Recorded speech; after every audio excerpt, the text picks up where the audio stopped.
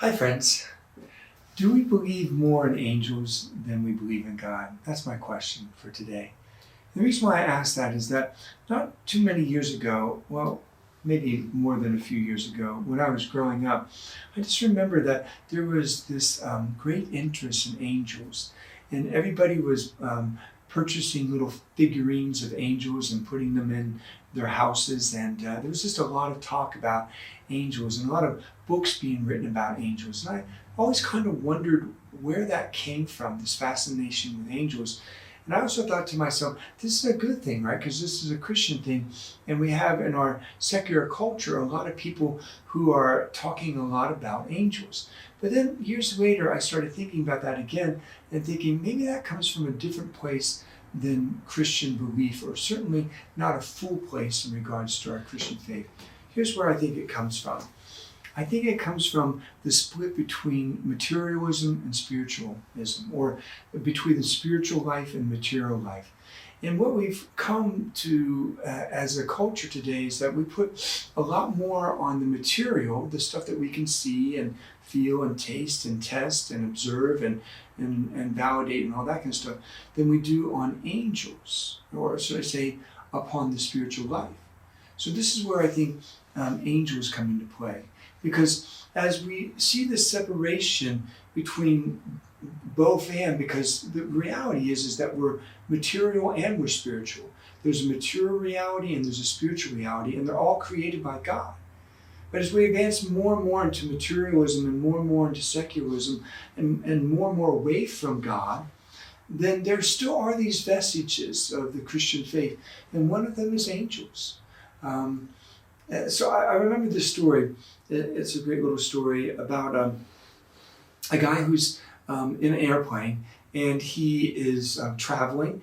He travels by instruments, and it's dark, and his instruments go out, and he doesn't know where the airport is or where to land. And just as he's starting to pray, then he hears his voice over the radio, and the voice says, "Here's where you need to go." And so he follows that, and that voice leads him to an airport he didn't know existed. He lands in the airport, he gets out of his airplane, and he looks around, and the entire airport is abandoned. And there's nobody in the tower, and none of the equipment is there or working or anything.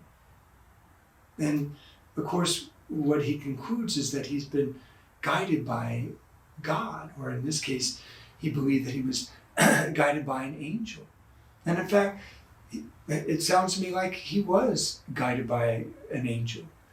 This also says something about our beliefs about angels. There's a lot of people today who put more stock in angels than they do in God. God, for them, has become the great moralist, the one who says you must do these things and you're not allowed to do these things. So he puts impositions upon us. He makes demands upon us. But angels don't, right? Angels are nice. Angels are protectors. Angels lead us. Angels inspire us and all that. But they don't make demands upon us, and they don't impose themselves upon us. So as our culture becomes less and less fully Christian, then we still have vestiges of it, but even the vestiges that we have, we're starting to get wrong. And I think that's what was happening with angels, is that we're separating angels from their creator. And we're just dealing with angels and the spiritual realities and the stuff that's comfortable to us, the stuff that we can still stomach, that's still palatable to us. But we're getting rid of the stuff that makes demands upon us, has expectations, has standards, has a will, has a plan for us. But really, we can't separate the two, because angels come from God. And here's the deal. Angels only do what God calls them to do. Angels are only, they are creatures who have a creator, who love the creator, and do the bidding of the creator. They're in complete communion with God, and they only want to do what God calls them to do. So anytime that we start to concentrate on angels, we have to realize that all of that's connected to God. Let me say it another way. There's many who still believe in God, and there's many who still believe in angels. Well, if you believe in God and you believe in angels, then guess what you also have to believe in? You have to believe in the devil and believe in his demons. Because guess what they are? They're fallen angels.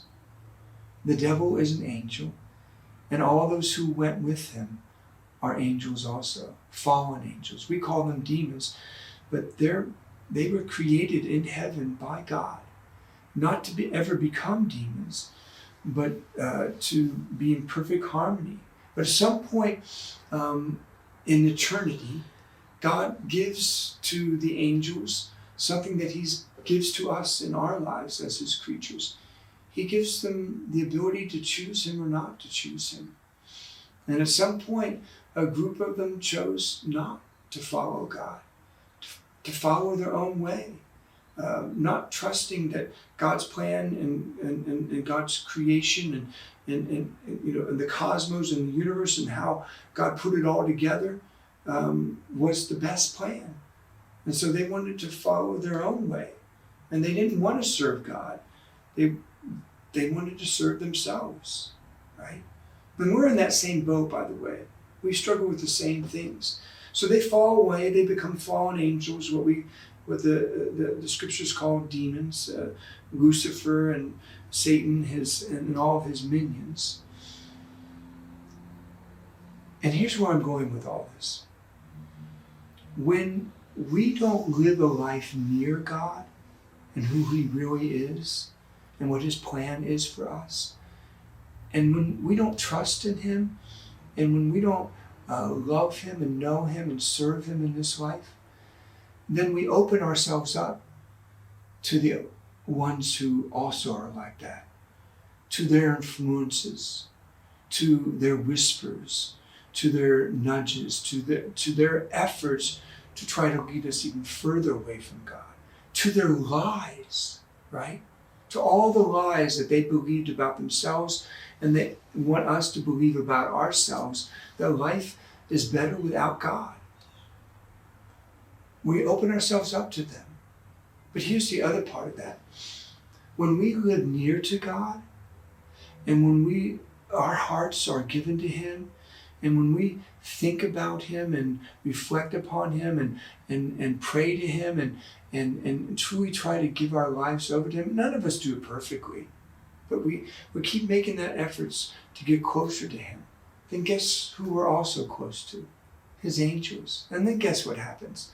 We're open to their words and their whispers and to their nudges and to them, being able to put a gentle hand upon us and say, not this direction, but this direction.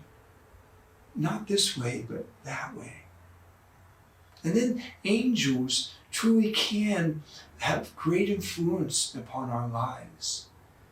And not separate from God, but able to lead us even deeper into God and become more and more the persons that God created us. You see, angels do the bidding of God, and demons do the bidding of everything else other than what God wants. And if we want to get closer to God, we have help. We have the angels. Each of us have guardian angels. We're taught that from the time that we're little kids. Why does God assign an angel to each one of us? He assigns an angel to each one of us so that he can get us closer to him. These are messengers. These are protectors. These are warriors. These are friends. These are beings that accompany us through the spiritual life. And the closer and closer we get to God, the closer we are and open to them, and the closer they'll get us to God. But the more we live our lives to ourselves and for ourselves, like Lucifer and his fallen angels, then the more we're susceptible to them oppressing us and trying to possess us and trying even more to lead us away from God. And the question is that we have to ask ourselves, who live in a secular age, is, do we believe in angels? And if we believe in angels, then we believe in God. And we have to remember from the scriptures what the role of the angel is, to lead us to God. But if we believe in angels, then we have to believe in Satan and his minions, and that there's a hell, and it's possible. And if we believe that, then we know who to listen to and who not to listen to. We know how to live our lives close to God, and how to live our lives, not to live our lives not near to him. And then we don't have to worry so much about being influenced by evil or overcome and overtaken by evil. We just stay close to God, and we have a ton of aid in our lives. That's what it means to have angels in our lives. These great, powerful beings that can lead us closer to God. Let's live our beliefs. Until next time, friends.